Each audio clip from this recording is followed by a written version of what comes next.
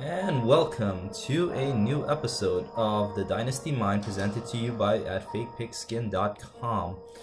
Please visit our website. We have amazing new content up this week, and we are sure to help you throughout the playoff weeks. But for those who are more interested in the Dynasty realm, this is the channel for you. This is the video for you. And we are continuing our series of looking into next year's rookie class because unlike most redrafters who just decided to end their season, have nothing to look forward to, maybe even dabble in some other types of fantasy sports, fantasy football continues on for us Dynasty owners. And this is an exciting time.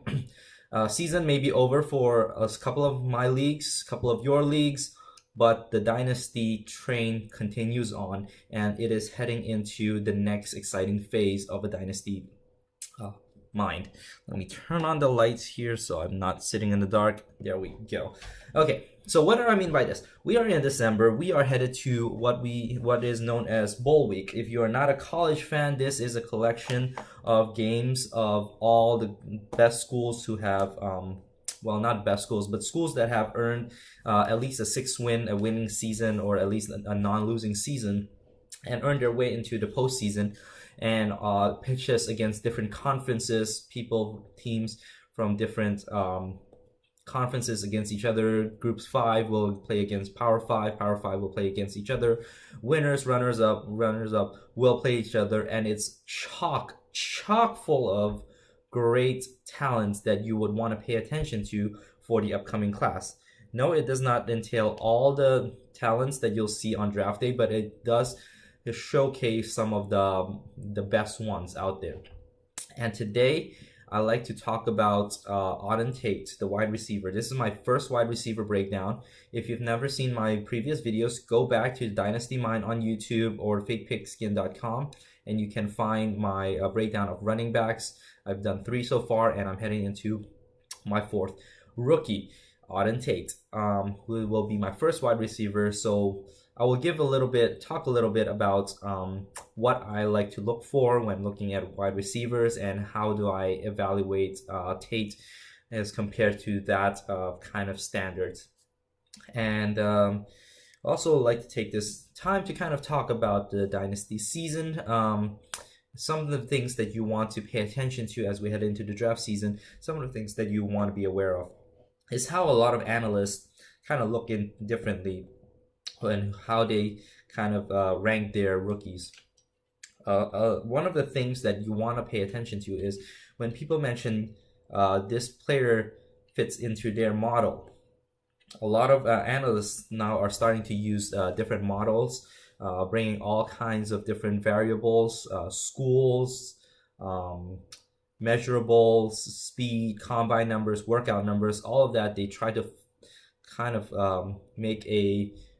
quantify it by putting it all into their prediction model, and hope to predict whether this rookie will have success in the future or not. And they try to fit it to certain prototypes who have succeeded in the past. Do they match up to those prototypes?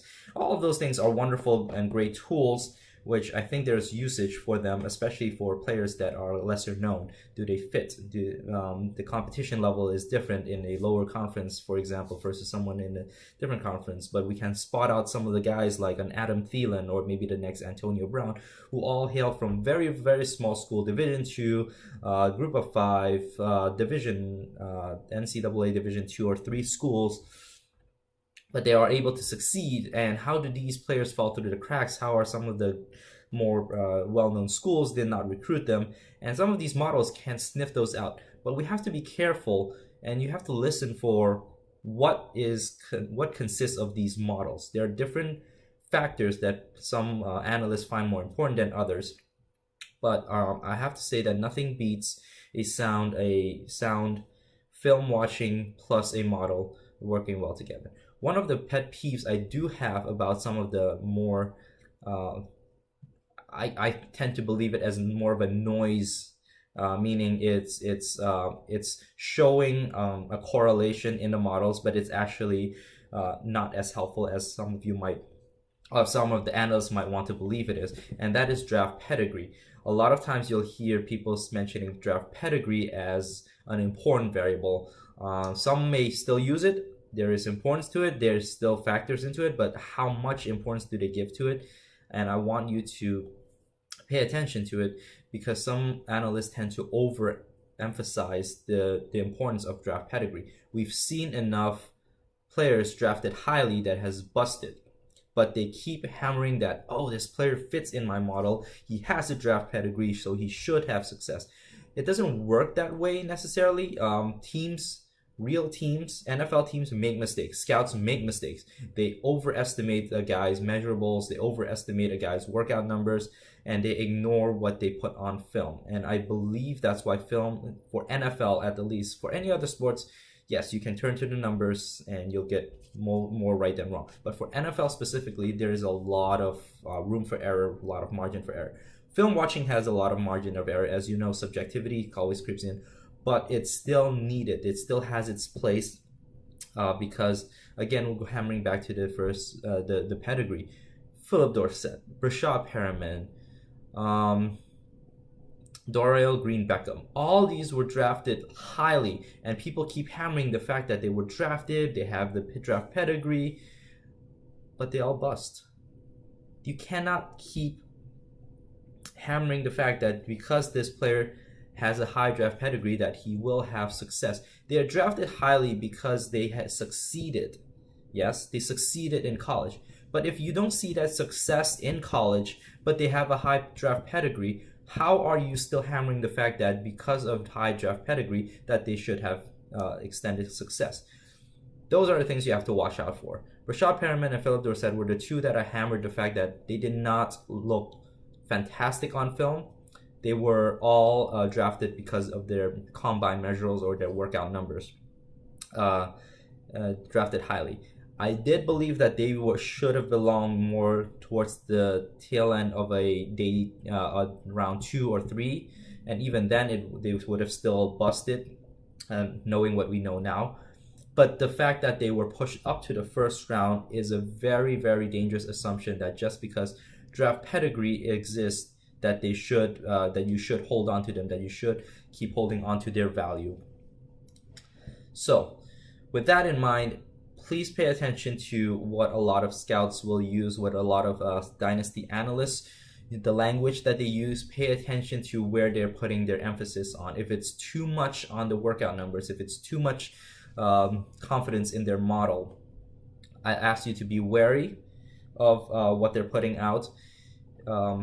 Because if it doesn't match us up to what they do in college, it doesn't match up to what they show as their individual traits, then you are at a very high risk of overdrafting someone, overpaying for someone, and having a hard time come down from their value when you should be trading them away, or when you should be trying to recoup value as much as possible. Keep going back to some of the examples that are presented. Rashad Perriman, right now, he has no value anymore. You cannot trade for him. Maybe you want to throw a fourth for him, that's fine. A fourth means very little because you're drafting guys that you would end up cutting anyways. But you could have maybe recouped a second or a third round last year. Maybe you could have recouped a second round before he got hurt in his first year. But the cost was way too high. This year, same issue with John Ross, Mike Williams. I like both of them. I still believe in both of them. But it's undeniable that their value has to come down from where they were drafted, from where they were considered. You have guys that are like Juju Smith-Schuster or what's the other rookie that's now excelling very greatly? D.D. Westbrook, all drafted in the middle rounds. Now, I'm not saying go and attack the middle rounds. I'm saying that they have the guys who have question marks, red flags. You have to take those in considerations. You have to know when to move them. Timing is everything. Maybe they'll regain some buzz in the off season, one or two little buzz, and people will jump back on that bandwagon, willing to pay a little bit more, but you'll never get the original price back because they have not produced in their rookie year. buying them, looking forward, of course. I'm telling you all this because I am making a adjustment to my thinking around Auden Tate. And I'll tell you about that as we go through this. Auden Tate came in as a very widely spoken about, a very hyped up kind of rookie prospect. Exciting. He has the size. He has shown great highlight catches all around. Let's look at this. He comes from he's a 4-star recruit in a very, very prestigious program. Although I may be biased against FSU, I do not deny that they have talent, that they possess great prospect of talents, and that shows in the next level. We have Kelvin Benjamin, who's there. We have Jalen Ramsey, Winston. They're all very talented. They're all very high draft round picks. But Auden Tate is kind of talked up there with this wide receiver class, because this wide receiver class in 2018 is nowhere great, but a lot of more than good tier. And Auden Tate kind of fell into that coming into the season. And we'll look at it and we'll know why. His measurable stands out, 6'5". Maybe he'll be 6'4" or 6'3", but he's still pretty big, pretty tall. He carries a very wide frame. 225 pounds is a little light for his size, but it's not light at all when you can see him bulking up at the next level. Playing for a prestigious school. Now let's look at the stats. He's been 3 years at FSU, but only played for 2 years.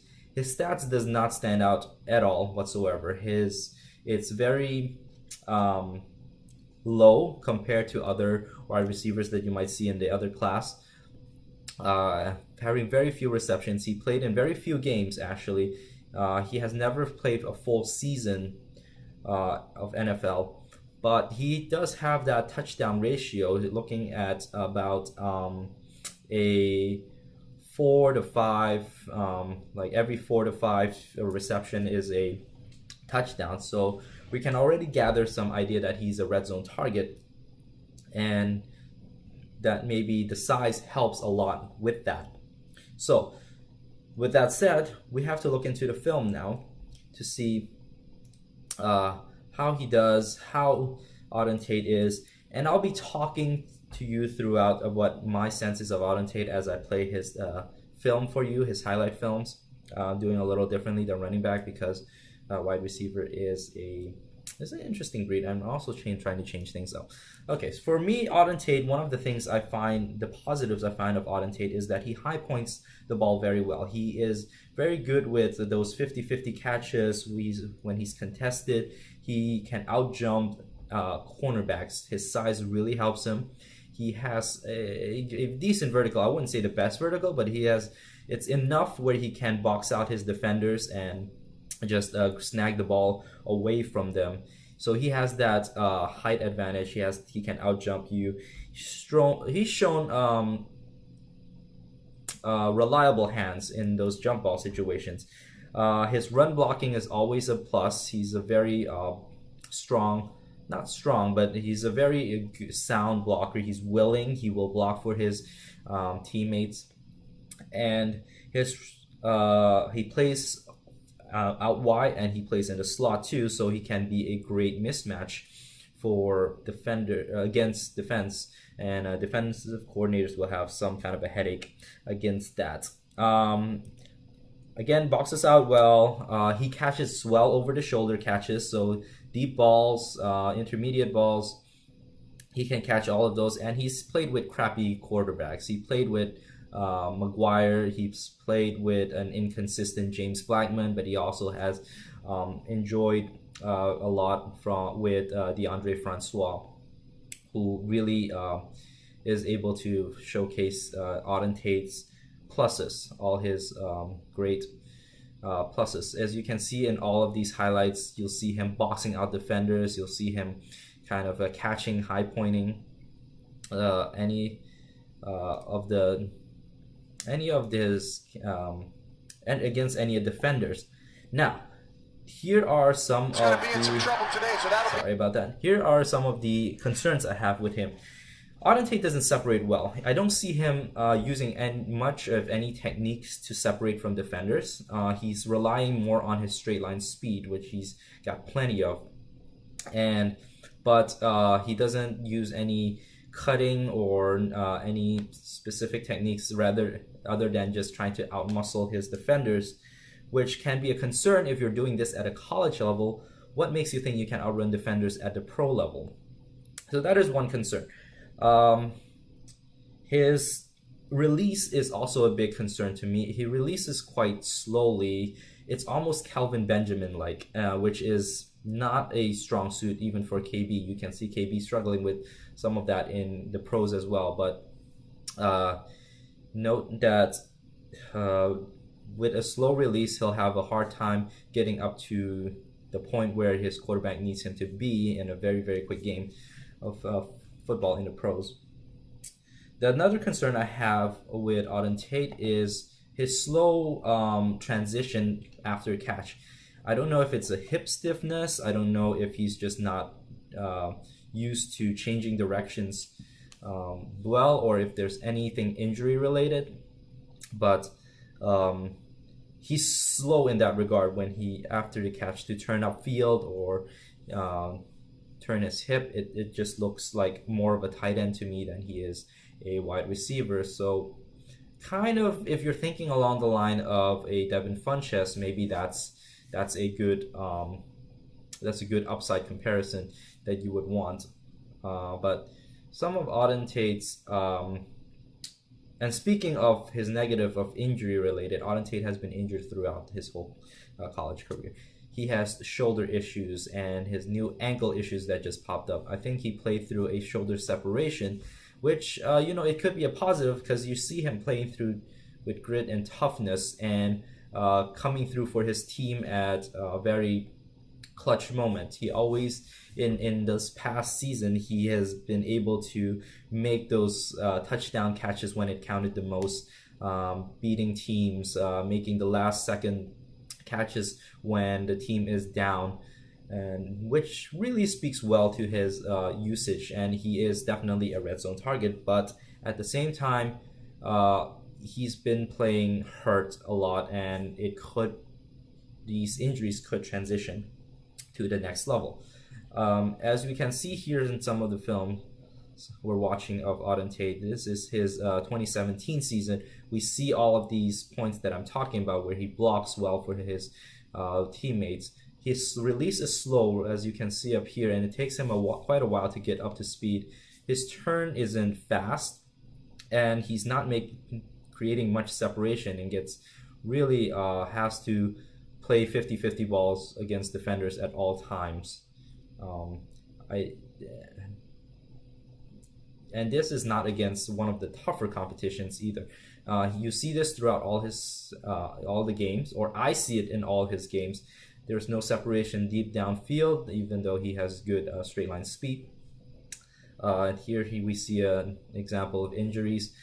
So that is kind of my assessment of Auden Tate. What you have to look forward to. Initially coming into this film, I was kind of excited to kind of watch a clutch performer, kind of hoping that Auden Tate has that wide receiver one upside. And he may still have that if you believe that more of a Kelvin Benjamin or Devin Funchess kind of build. But I am not putting him at the top of my wide receiver list because I think other wide receivers will be better than him in this rookie class. He makes for a nice, maybe a top of the second round, maybe bottom of the first round if things stands as it is. But I like other wide receivers who are smaller but play better than Auden Tate. He'll have a role for teams as a very big body threat. But I don't sense him being too different from maybe a Kenny Golladay. And I don't sense that he has that, if nothing changes for him, if he doesn't develop better with releases with his techniques, then he's quite a limited wide receiver that will be loved by all just because he's big and tall and not because he plays the wide receiver position well. But that's it. That's all I have for Auden Tate for today. I hope you enjoy it. I hope to get more into the wide receivers as we move forward. The next couple of weeks will be extremely busy for me, so I won't have any film for the upcoming holidays. Hope you enjoy the holidays. You can always contact me at FF Dynasty 101. I will answer any and all questions you have for me about any prospect you may be interested in and guys that I haven't talked about yet. So also, please visit our site. I know it's championship. I know it's playoff weeks. Our staff writers are here to help you dominate your league. We have great, fantastic rankings. We have great recommendations. We have great sleeper articles and streaming articles. All of these will help you win your league. Go to our site, fakepigskin.com.